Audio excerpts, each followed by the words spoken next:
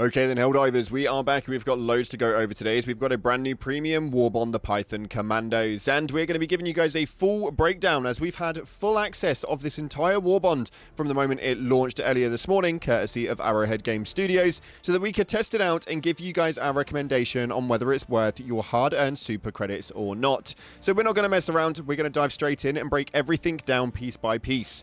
If you haven't already, smash that beautiful like button, subscribe with post notifications turned on. It'd be greatly appreciated. And if you want to get one of these Warbonds completely free of charge for some super credits, it's very simple. Head down to the comments and put in a salute emoji. It'll enter you in, and we'll announce that one very, very soon. So stay tuned to the channel for that one. Let's dive into the game, though, and see what's going on with the new Python Commandos Premium Warbond. So before we get into the Premium Warbond, we're going to start off with the shotgun, the Double Freedom, which is currently available inside of the Superstore for a mere 400 super credits. This one is going to be one that you definitely want on your list, though. For some reason, it feels absolutely incredible. It's a medium armor penetrating rounds reload, which is a sawn-off shotgun of 2 rounds before reloading, a damage capacity of 840 and a recoil of 121, a pretty decent fire rate, but not only that, this thing has 2 firing modes. We have the single shot barrel shotgun, which is going to fire one at a time twice over, and then we have the volley, which doubles up on the rounds and gives you guys a really pack for punch.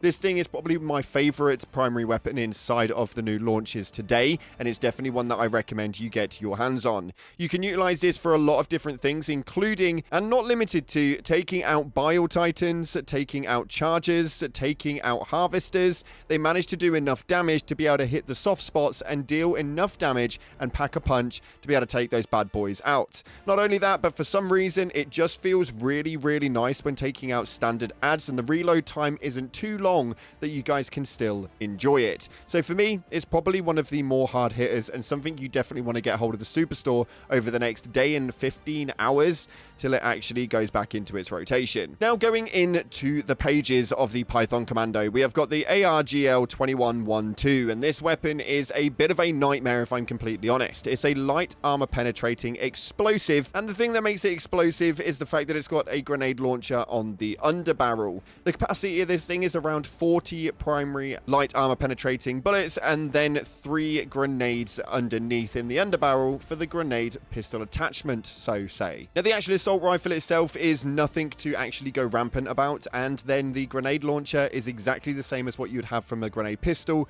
Essentially, the only thing this is actually useful for is convenience. It essentially means that you don't need to have the grenade pistol in your secondary slot, as the actual assault rifle on this itself is nothing to go rampant about. It's not got a high recoil, but it also doesn't pack much of a punch. It does the job if you guys just want a standardized AR and don't want to have to take a grenade pistol out for you, and I would say that for me personally, it's not really worth anything at all. If you want the convenience, it's definitely the one to go for, but other than that, I wouldn't say it has much usage personally. Next up, while we're on the whole talk of weaponry, we're going to take a look at the Maxigun. Now, the Maxigun is something of a rarity. What I mean by that is it is one of those golden gooses, alongside categorized in the Warp Pack. Now, that was something that was extremely different. It ran so uniquely, and it just worked well. Well, the Maxigun works well no matter what you're doing. If you are a casual player, or if you're in the 1% club trying to do the impossible,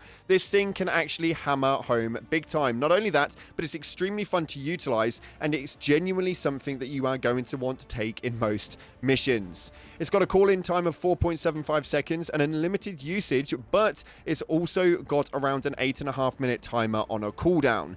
This is a medium armor penetrating minigun, which means that this thing can do absolute bits, taking out borderline anything that comes in its path. With things such as chargers, bile titans, and other areas like that, you obviously have to go for the squishy parts, but my favorite thing to do is actually take out a harvester with this thing. It's good on all 3 fronts, although for me personally, it really shined inside of the Illuminate sector, mainly because the voteless are there coming in by the trough load, and you can just mow them down. This thing will take out anything from a low to mid-range chaff. It can take out those bigger enemy types, but you have to utilize a lot more skill to be able to do that. So So it's really, really good for the automatons and for the bugs, although you have to have a different skill set to be able to utilize it in that degree. For me, this really shone on the Illuminates, and it was just so much fun to issue. Now, you have 750 rounds in this magazine backpack, and if you don't have the backpack on, the minigun will not work as it doesn't hold anything within the chambers.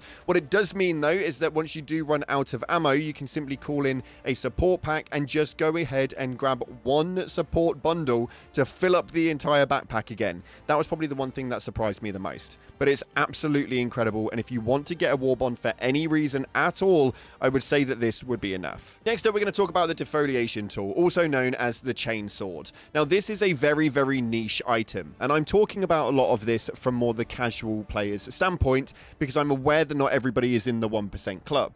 This weapon right here is only going to be useful if you actually enjoy running melee in any way, shape, or form. It can take out pretty much most things, but again, it takes a lot of skill being able to get certain areas. If you're utilizing impalers, going for the back legs, or if you're going for the charges, you want to go for the rear end or underneath in the belly. But again, you've got to have quite a lot of skill to utilize this. It is quite fun just to mow down a load of Illuminate foes, but it's not something that I would recommend going in for if you're not a casual melee user. This is a support weapon stratagem, and it's something that I think they probably made a bit of a mistake on. I'd have rather taken a bit of hit on the damage and had it as a secondary than have it as a support weapon, because for people like me, I'm never really going to use it as I don't enjoy the melee usage. If you do enjoy the melee usage, this will be right down your street and will probably become one of your favorite weapons inside of the game. As far as melees go, it is probably the most unique thing in here, and the damage offset is extremely, extremely strong, going at a medium armor penetration, ramping up to a heavy armor pen the longer you are grinding against enemies. It's a worth having if you like melee. If you don't, it's probably not worth your time. Moving on from that, we have got the guard dog hot dog, and this thing is as comical as you think it would be. The AI on this is actually extremely clever, and it generally tends to fly quite a distance away from you before actually releasing any fire from the nozzle, but it does work extremely well. I, for personally, just find that it tends to turn around and not really be careful of you. It doesn't take out too many teammates, although I was getting caught on fire every 2 seconds because the guard dog would turn around as a different terminid was jumping at me, or a voteless managed to make its way through. It would just spray me with fire. So if you are going to utilize this, I would heavily, heavily, heavily recommend the anti-incendiary armor. That will protect you from fire a little bit further, and not utilizing just random armor for the sake of it, thinking you're not going to get caught by this. You will get caught by this pretty damn often. But the damage offset is actually okay. I feel like I would personally do a lot better with my own flamethrower rather than the hot dog. But if you are going onto the terminids, it makes really good support in terms of being able to set fire to the surrounding areas and the enemies, whether they're in the air or on the ground. So for me personally, I will still use this quite a lot moving forward, and I relatively enjoyed it.